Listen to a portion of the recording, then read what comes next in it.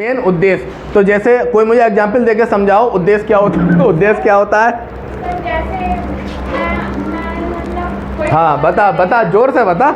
मैं जैसे आपके पास है, मेरा कोई उद्देश्य है, मतलब एग्जाम्पल तौर पे समझाओ।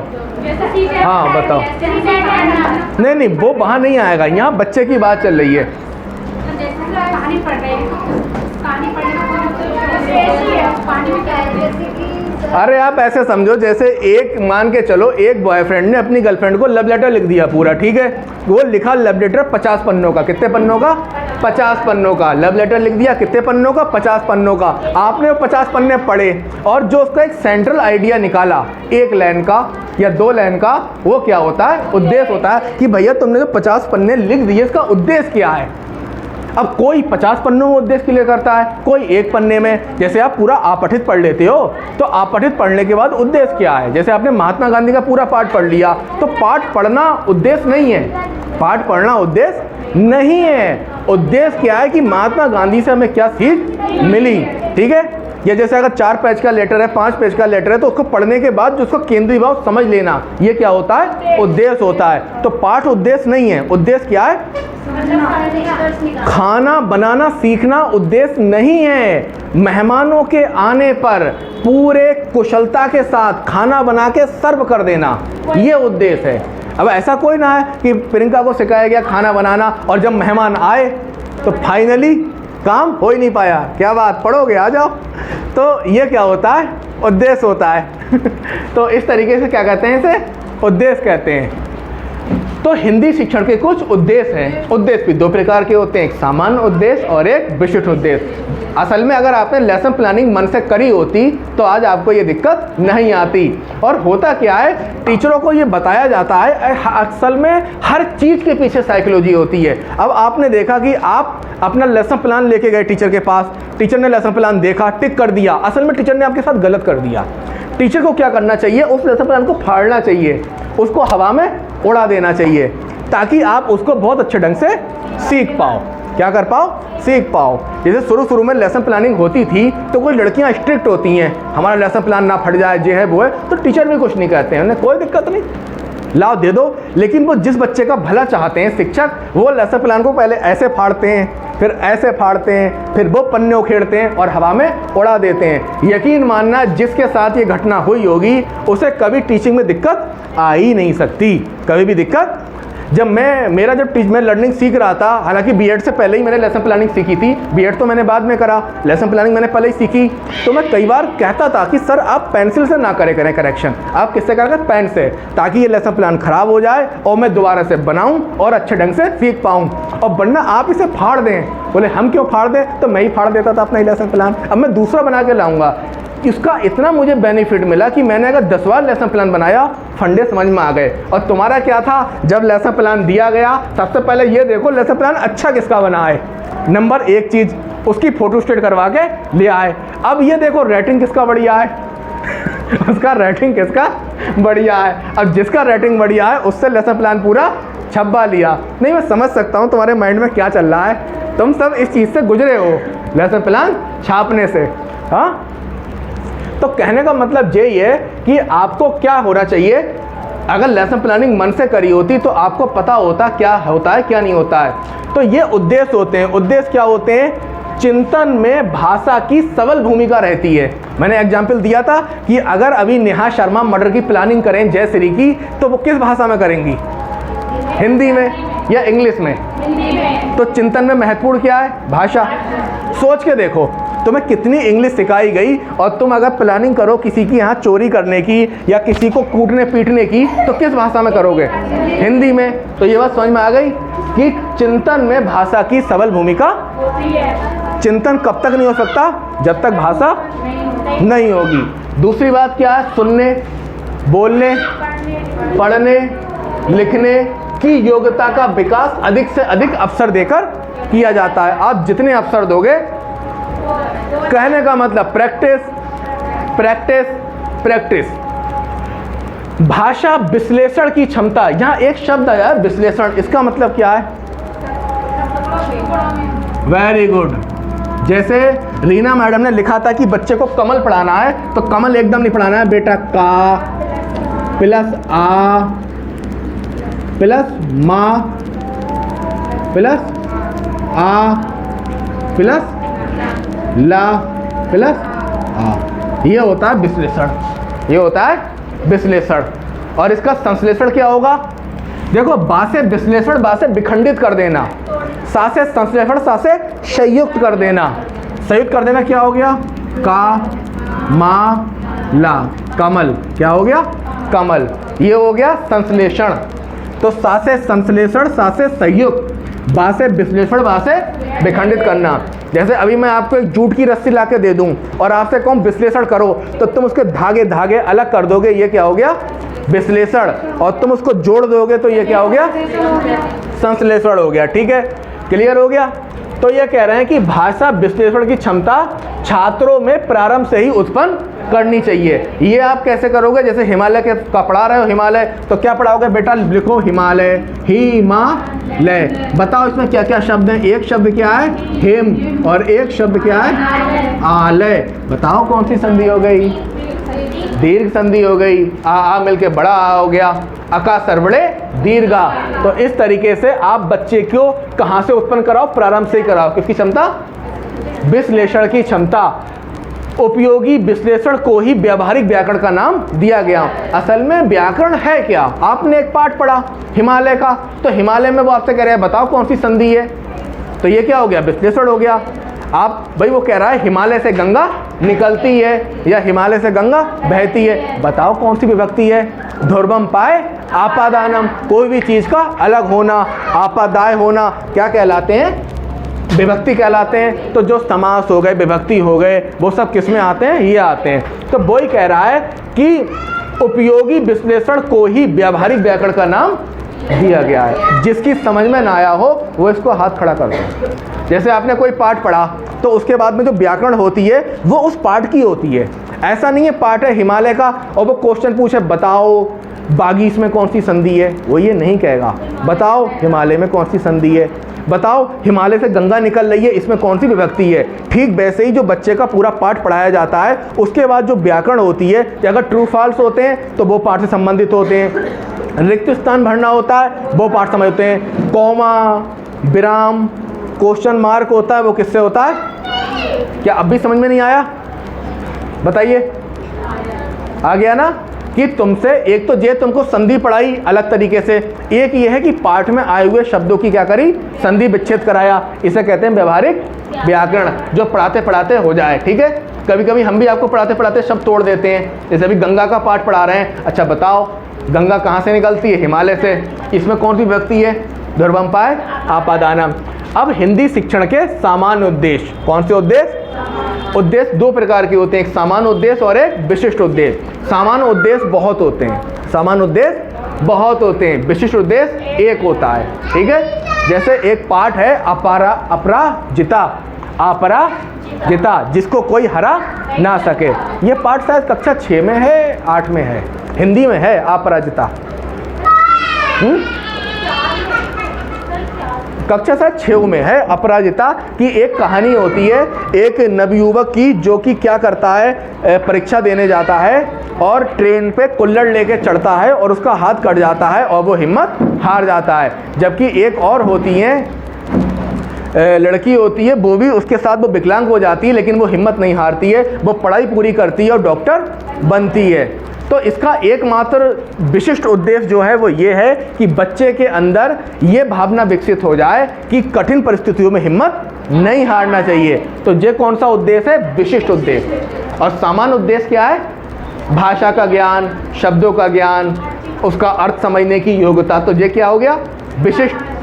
सामान्य उद्देश्य और विशिष्ट क्या है? एक है। जैसे मैंने आपको नेवले और सांप की कहानी पढ़ाई, तो इसका विशिष्ट उद्देश्य क्या होगा? बिना सोचे विचारे कोई काम नहीं करना चाहिए, ये बच्चों के अंदर योग्यता डेवलप हो जाए। और सामान्य उद्देश्य ये हो गए, उसे भाषा ज्ञान हो जाए, उसकी भाषा में रुचि हो जाए, उसकी वोकैबुलरी सही हो जाए, वो चीज़ों को समझने लगे। क्लियर? आगे बढ़े। Very good. सामान्य उद्देश्य जो है विषय से रिलेटेड होते हैं, हिंदी, और विशिष्ट टॉपिक से। ये बहुत अच्छा इन्होंने क्या करा?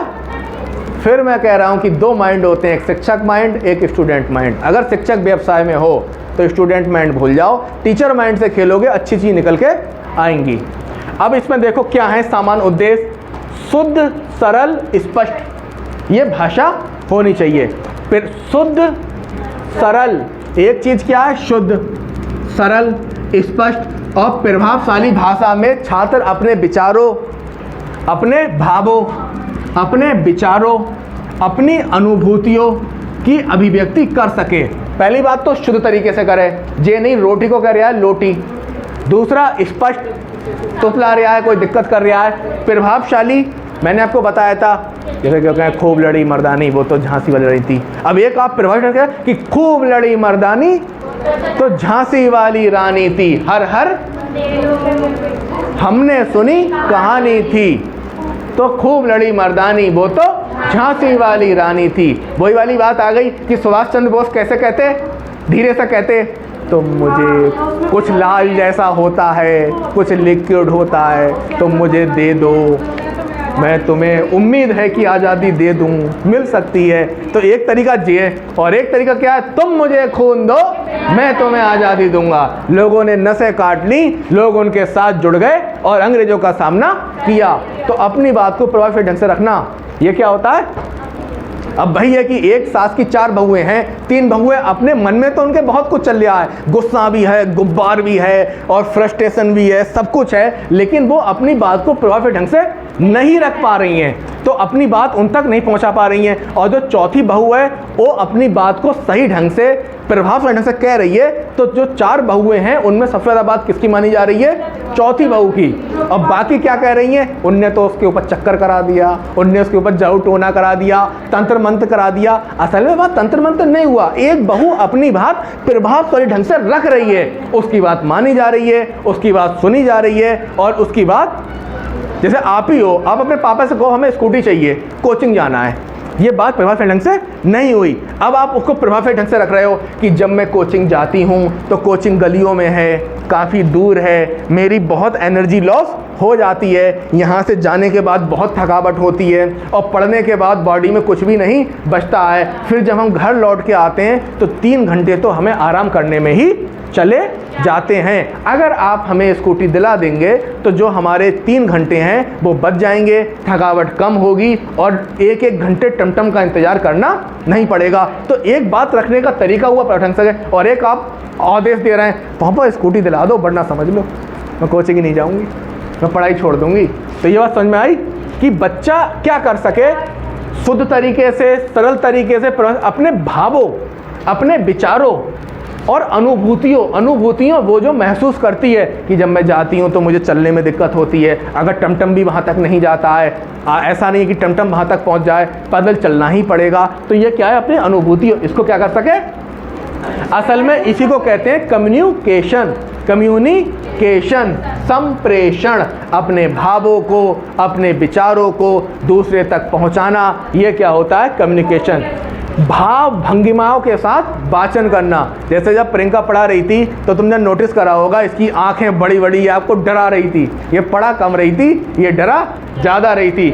और जैसे नेहा शर्मा है, जब ये टीचिंग करेगी तो देखना इसके चेहरे के हाव भाव हैं, वो तो लगता है इसके साथ हैं, इसके साथ हैं। तो एक तो ये आपने हाथ बांध ली ऐसे क्वेश्चन पूछने से, सर्चिंग होती है, तो उतना समझ में नहीं आ रहा है। अब आप समझा रहे हो कि जब हम क्वेश्चन पूछते हैं तो बच्चे के माइंड में सर्चिंग होती है, फिर वो आंसर देता है, अगर वो गलत होता है तो उसे सही करा जाता है, और अगर उसके सही होता है तो उसे वेरीफाई कर दिया जाता है। तो कहने का मतलब जो भी पढ़ाना है भाव भंगिमाओं के साथ बच्चा क्या करे, या बॉडी लैंग्वेज।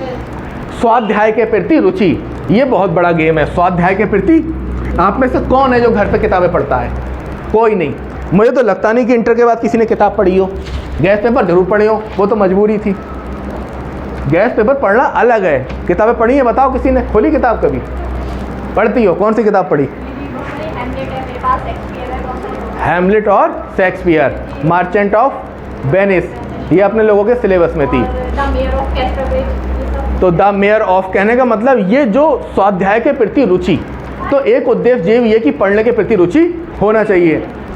तब तुम कहोगे सर जी नोट्स तो पढ़े नहीं जाते, किताब कहाँ से पढ़ें?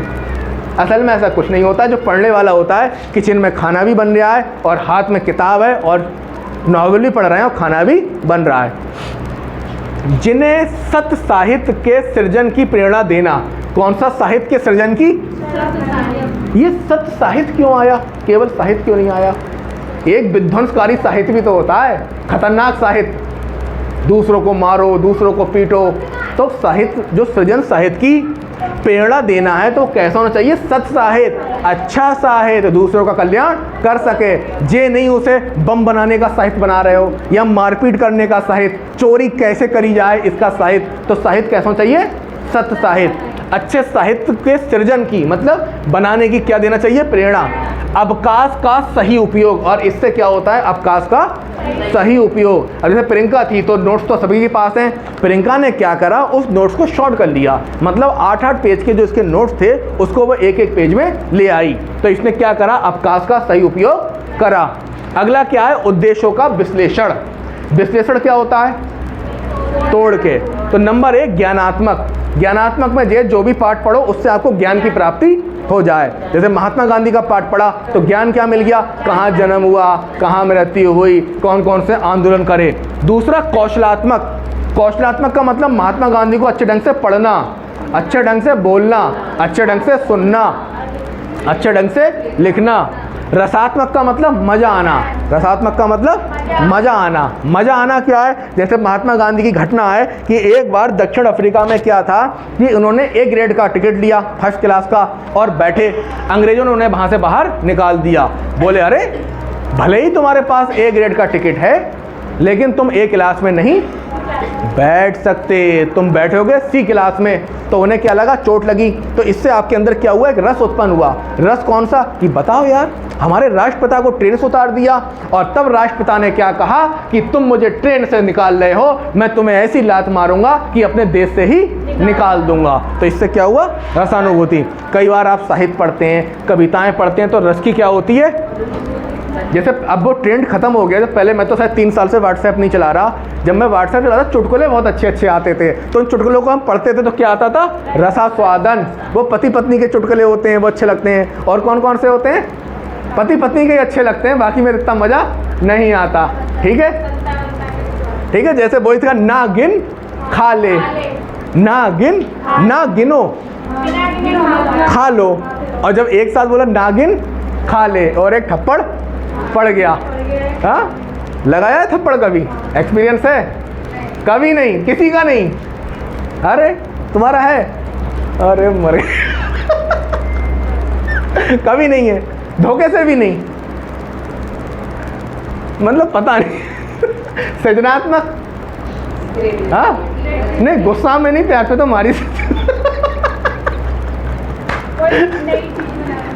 सृजनात्मक में क्या है? क्यों? सृजनात्मक में क्या है? सृजनात्मक का मतलब बच्चे ने रचना पढ़ी और उसके अकॉर्डिंग उसकी समरी लिख दी, उसको बढ़िया करके नोट डाउन कर दिया अच्छे से, उससे और क्रिएटिव चीज़ लिख दी। इसको क्या? सृजनात्मकता।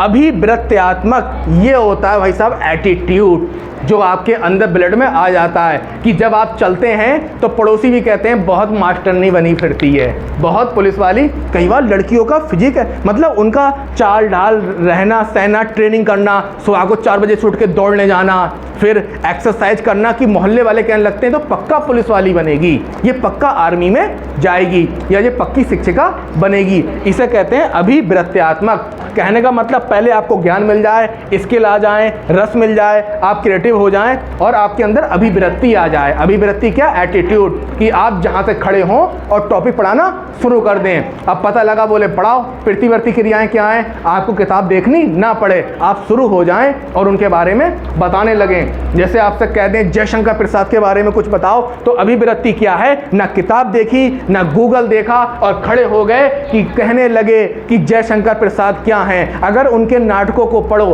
तो ऐसा लगता है जैसे वो माहौल कतई जीवंत हो उठा हो। जब महावीर प्रसाद द्विवेदी आए थे तो इतनी नीरसता आ गई थी, द्विवेदी युग में इतनी नीरसता आ गई थी कि वहाँ पढ़ने में मज़ा नहीं आ रहा था, मानो सूखा रेगिस्तान था। और इस रेगिस्तान को जो मधुर कंठधार, रसधार दी है, वो किसने दी है? वो जयशंकर प्रसाद ने दी है। सूखा रेगिस्तान पड़ा था द्विवेदी युग, और उस पर रसधार किसकी दी गई? छायावाद की, प्रेम की और कल्पनाओं की, और उससे बना छायावाद जिसमें महत्वपूर्ण स्थान है जयशंकर प्रसाद का। उनकी रचनाएं देखो, कंकाल हो गई, तितली हो गई और चित्रलेख ध्रुव स्वामिनी हो गई। अगर इनको पढ़ो तो लगता ही नहीं ये कोई किताब की रचनाएं हैं, ये लगता है मानो सब कुछ जीवंत हो उठा है। जब ध्रुव स्वामिनी खड़ी होती है, उसको कैद कर लिया जाता है, तो रामगुप्त ये कहता है कि तुम कोई बोलना मत उसके सामने। तो अचानक एक दासी के मुंह से कुछ निकल जाता है, तो वो कहती है क्या तुम बोलती भी हो? क्या तुम? मुझे तो लगता था तुम मूर्ति हो। चलो अच्छा है तुम आज बोली। तो ये क्या होता है? अभिव्यक्ति, कि आपको जो टॉपिक दे दिया जाए, ना सोचना ना समझना, सीधे ऑन द स्पॉट उस पर बोलना शुरू कर देना। तो पता लगा आप सोच रहे हो क्या बोले, तो प्रॉब्लम आ जाती है। आप सोचो सुपर टेट में 13-14 सब्जेक्ट क्यों रखे गए? ये मास्टर एक विषय का नहीं चाहते, ये मास्टर 14 का चाहते हैं। और उसमें भी अगर वो 13 सब्जेक्ट लिख रहे हैं तो एक सब्जेक्ट है SST जिसमें सब्जेक्ट है 5, geography, history, polity, economics, EVS। कुल मिला के सब्जेक्ट नहीं है कम 18-19। वो एक ऐसे शिक्षक की कल्पना चाहते हैं जो पारंगत हो किसमें? 17-18 सब्जेक्ट में। इसके अलावा वो क्या कह रहे हैं कि ये कह रहे हैं उपयुक्त दृष्टिकोण किसके प्रति? अपने टॉपिक के प्रति, अपनी रचनाओं के प्रति, अपने व्यवहार के प्रति, एवं उसकी अभिव्यक्ति का विकास। जैसे 4 बहनें घर पे हैं, एक बहन ने खाना बनाया और खाना बिगाड़ दिया, नमक तेज कर दिया, मिर्च तेज कर दी, या उसमें कोई प्रॉब्लम हो गई, तब एक दूसरी बहन निकल के आती है जिसके अंदर अभिव्यक्ति होती है, तू टेंशन मत ले मैं संभाल दूंगी, तू टेंशन मत ले मैं संभाल दूंगी, और वो बिगड़े हुए खाने को सही कर देती है। ठीक है, जैसे नमक तेज हो गया, उन्हें कोई दिक्कत नहीं, मंगाओ, थोड़ी सी क्वांटिटी बढ़ा दी भाई, थोड़ी सी या उसमें प्याज बढ़ा दिया या क्वांटिटी बढ़ा दी। बोले जैसे अगर मान चलो आधा किलो पनीर बनाए, नमक तेज हो गया, बोले 250 ग्राम और मंगाओ, उसको ऐड करो और बढ़िया। तो कहने का मतलब ये है, वो उसका क्या है? एटीट्यूड है। 2 तरीके की लड़कियां होती हैं, एक तो वो जब घर पे आए 10 मेहमान तो हाथ खड़े कर दिए, बोले भैया हमसे ना बनाया खाना, होटल से मंगाओ या कुछ करो। दूसरी बोले कोई नहीं, 10 हैं तो 20 आ जाते, मैं सक्षम हूँ खाना बनाने में, और बहुत तेज़ी के साथ स्थिति संभालते हुए वो अपने काम को अंजाम देती है और फाइनली खाना सर्व कर देती है। इसे कहते हैं अभिव्यक्त्यात्मक। बात आ गई समझ में? अभी नहीं आई? 2 ड्राइवर हैं, एक ने सुना 400 किलोमीटर एक स्टॉप नॉन स्टॉप जाना है, भैया हम ना जा पाएंगे, और दूसरा कोई नहीं 400 क्या तुम 1200 किलोमीटर दो, नॉन स्टॉप गाड़ी चलेगी, टायर नहीं रुकेंगे, तो नहीं रुकेंगे तो नहीं रुकेंगे। ये होता है अभिव्यक्त्यात्मक। अब मैं अगर आपको इसको और डीप में ले जाऊं, अब एक अभिवृत्ति होती है, एक अभिरुचि होती है, ठीक है, तो वहाँ टॉपिक और ज़्यादा खिंच जाएगा। असल में अभिवृत्ति अभिरुचि में अंतर होता है। अभिरुचि नॉर्मल होती है, अभिवृत्ति घातक तरीके से होती है। मैं कुछ भी करूँगी, शिक्षिका बनूंगी तो शिक्षिका बनूंगी, वो एटीट्यूड आपके अंदर होना चाहिए। पर हमारे यहाँ इसको गलत अर्थों में लिया गया, एटीट्यूड को लिया गया एक्शन के। जैसे ये लड़की घूम रही है, बोले इसमें एटीट्यूड बहुत है, असल में जिसका अर्थ ही नहीं है। एटीट्यूड का मतलब है अपने धंधे के प्रति डीप जानकारी होना। ठीक है, दो मैंने बताया ना कि जो काम करने वाली किचन में वो काम में पहुंचेगी, और जिसने कभी किचन में काम नहीं किया भागेगी, भैया मेरे बस की बात नहीं है। जैसे वो एक मूवी थी तो उसमें प्रिंसिपल, उसमें होता क्या है, इस मूवी में थोड़ा गड़बड़ हो जाता है। गड़बड़ ये हो जाता है, एक आई कार्ड चेंज हो जाता है, तो जो इमरान हाशमी होता है वो होता है बेकार, वो बैड बॉय और गुड बॉय। अगर देखिए बैड बॉय और गुड बॉय, तो प्रिंसिपल को डाउट हो जाता है, बोले कुछ गड़बड़ हुआ है, नाम दोनों का एक है। तो वो क्या कहता है, प्रिंसिपल बुलाता है दोनों को, मेरे लैपटॉप में कोई दिक्कत है तुम देखो। तो इमरान हाशमी पीछे हट जाता है, जो तुषार कपूर होता है वो तुरंत पकड़ लेता है, बोले लाओ मैं सही कर दूँ। ये क्या है, एटीट्यूड। और जब उसको कहता है मेरे मोबाइल में कोई दिक्कत है, इमरान हाशमी कहता है लाओ मुझे लाओ मैं सही कर दूँ। तो ये क्या है, एटीट्यूड। अब इसके बाद क्या है, प्राथमिक स्तर पर भाषा सीखने का तात्पर्य या उद्देश्य बच्चे को भाषा का प्रयोग सिखाना है, कि बेटा दादा के सामने ही बोल सको, पापा के सामने ही बोल सको, विद्यालय में भी बोल सको और रिश्तेदारी में भी बोल सको। पता लगा वैसे लड़की बहुत बोलती है, और जब उसे उतारा गया टीचिंग के लिए, ब्लैंक, कुछ भी समझ में नहीं आता। और कुछ तो इतने महान लोग हैं कि अपने यहाँ खूब अच्छे से टीचिंग करते हैं, खूब अच्छे से पढ़ाते हैं भागड़ तरीके से, और जब यहाँ पे आते हैं, अगला देखो, ये समझ गया, किसी भी संदर्भ में, किसी भी परिस्थिति में, किसी भी माहौल में बच्चा अपनी बात कह सके।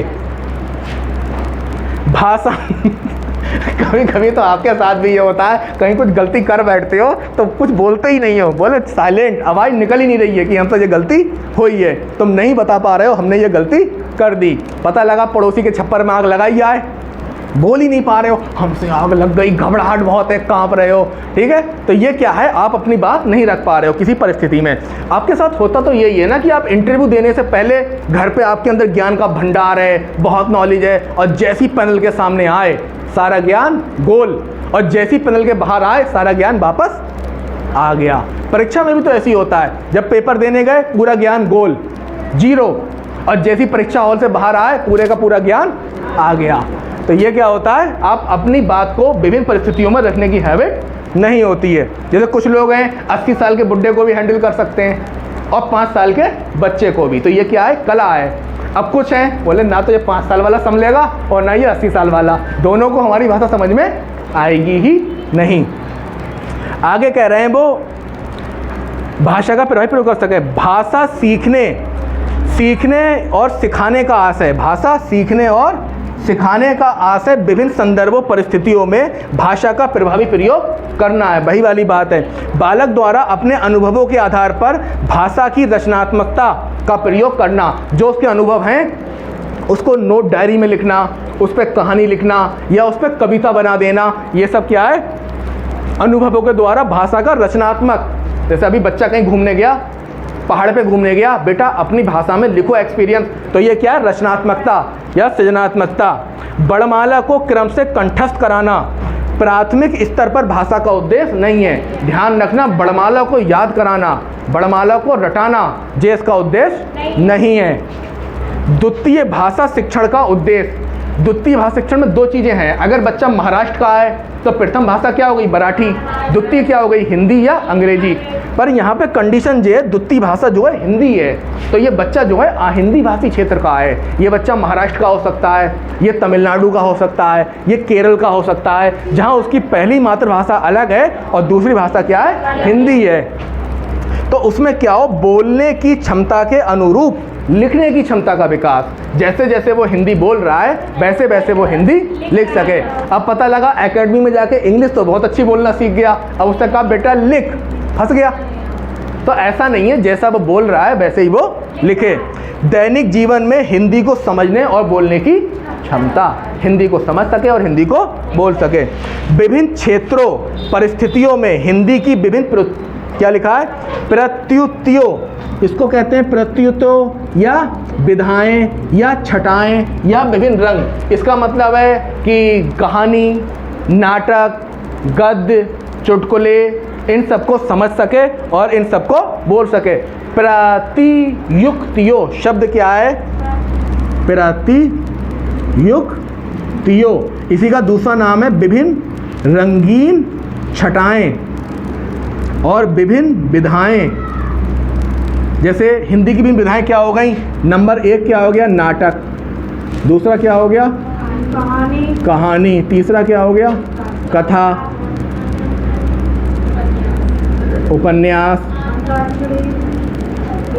एकांकी। अब तुम कहोगे सर ये एक ही चीज़ है, एक चीज़ नहीं है। नाटक जिसका अभिनय किया जा सके, जिसकी एक्टिंग की जा सके, कहानी छोटी सुनाई सके, कथा लंबी होती है, कथा वाँच रहे हैं, कहते हैं कथा मत सुनाओ अपनी। उपन्यास जिसको पढ़ने में बहुत आनंद आए, इसको इंग्लिश में कहते हैं नॉवेल। और एकांकी जो 1 अंक हो, यानी नाटक, जिसका 1 अंक हो। जैसे फिल्म होती है लंबी खिंचती है, एकांकी में एक ही पार्ट होता है, एक ही चीज़ होता है, ठीक है। अब इसमें क्या कह रहे हैं, भाव पक्ष पे प्रधानता दें, बच्चा अपनी भावनाओं के अनुसार बातें कह सकें, तो भाव पक्ष इंपॉर्टेंट है। बोध पक्ष, बोधगम्यता होनी चाहिए, अभिव्यक्ति होनी चाहिए। अब व्याकरण पक्ष नहीं होना चाहिए, कभी भी व्याकरण पक्ष पर लोड नहीं देंगे।